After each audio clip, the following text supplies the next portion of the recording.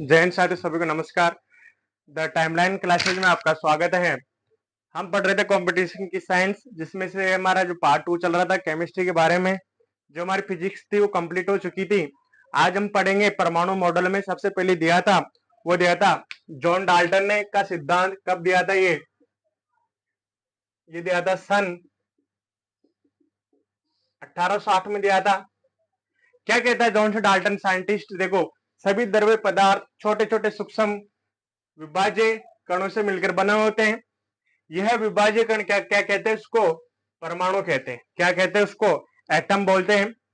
एक ही तत्व के परमाणु गुणधर्म क्या होते हैं? समान होते हैं। ये उसके आ रहे हैं। देखो, अलग अलग पदार्थ में परमाणु के गुणधर्म क्या होते हैं? अलग अलग। जैसे समान तत्व है, जैसे ये H है और ये H है, इन दोनों के क्या गुणधर्म क्या होंगे? समान होंगे। इन दोनों की प्रॉपर्टीज क्या होगी? समान होगी। जैसे अलग अलग परमाणु आ रहे हैं, जैसे ये H और Cl आ रहे हैं, इन दोनों के गुणधर्म भी क्या होंगे? अलग अलग होंगे। इसमें तो धनात्मक हो जाती है और ये क्या हो जाती है? ऋणात्मक होता है। रासायनिक अभिक्रिया के दौरान परमाणु ना तो उत्पन्न किया जा सकता है और ना ही नष्ट किए जा सकते हैं, केवल इससे रूपांतरित किए जाते हैं। और इसको क्या कर सकते हैं? रूपांतरित कर सकते हैं। ना तो आप परमाणु को उत्पन्न कर सकते हैं, ना इसको आप नष्ट कर सकते हैं। बेस इसकी एक शर्त है, ये केवल रूपांतरित कर सकते हैं। यह द्रव्यमान संरक्षण पर क्या होते हैं? आधारित रहते हैं। ये स्थिर अनुपात का जो नियम होता है पर क्या रहते हैं? आधारित। द्रव्यमान जैसे LHS इक्वल क्या होती है? RHS होती है। इसमें अभिकारक और उत्पाद का जो द्रव्यमान होता है क्या होता है? इसमें बराबर रहता है। क्या रहता है? बराबर रहता है। और स्थिर अनुपात का जो नियम जैसे H2 का होता है 2:16, तब आप इसको इंग्लिश 1:8 रहता है। क्या रहता है? ये 1:8 रहता है। ये स्थिर अनुपात का नियम होता है और ये द्रव्यमान संरक्षण का नियम होता है। अब देखो, इसमें जो जॉन डाल्टन का सिद्धांत, इसमें हमने बहुत सारे संशोधन भी किए। देखो, संशोधन क्या होते हैं, मतलब इसकी क्या क्या कमियों को सुधारा हमने। पहली कमी आती है, परमाणु अभाज्य ना होकर क्या होते हैं? विभाज्य होते हैं। मतलब परमाणु क्या होते हैं? अभाज्य ना होकर क्या होते हैं? विभाज्य होते हैं। अपन इसको परमाणु को बहुत सारे टुकड़ों में तोड़ सकते हैं। परमाणु में प्रोटॉन, न्यूट्रॉन, इलेक्ट्रॉन तथा कणों से मिलकर बना होता है। अब इसमें देखो, P+ तो क्या होता है? प्रोटॉन होता है। और N4 क्या होता है? न्यूट्रॉन। और E4 क्या होता है? इलेक्ट्रॉन।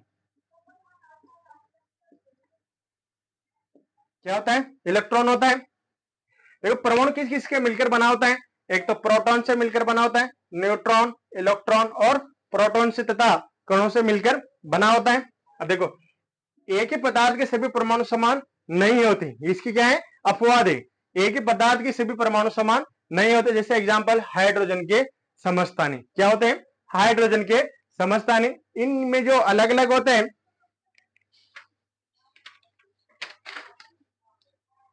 जैसे देखो, इसके जो 3 समस्थानिक होते हैं, हाइड्रोजन कितने समस्थानिक होती? 3 समस्थानिक होती है। कौन कौन सी होती है? एक तो होते हैं प्रोटोनियम,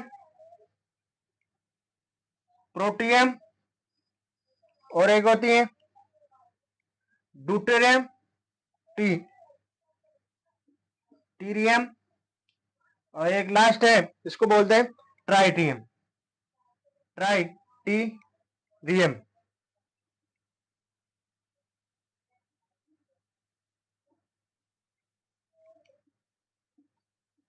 इसमें जो प्रोटॉन की संख्या अलग अलग होती है, प्रोटॉन की संख्या तो समान होती है, इलेक्ट्रॉन की संख्या समान होती है।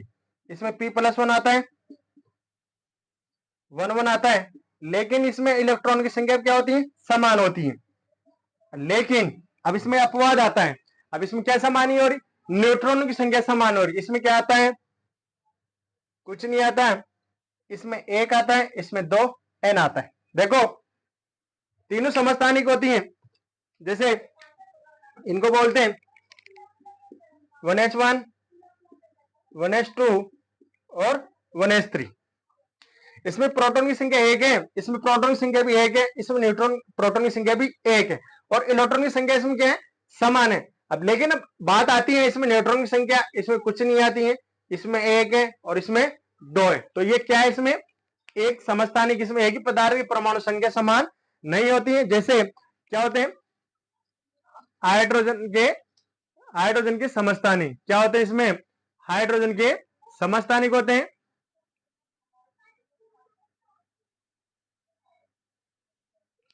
देखो हाइड्रोजन के समस्थानिक होते हैं। अब इनका भी फॉर्मूला निकालने के लिए अपन नेक्स्ट क्लास में डिस्कस करेंगे, प्रोटॉन न्यूट्रॉन की संख्या कैसे निकालते हैं। ये थे आज की क्लास हमारे जॉन डाल्टन के बारे में। वीडियो अच्छा लगा तो लाइक कमेंट शेयर करना ना भूले। जय हिंद साथी।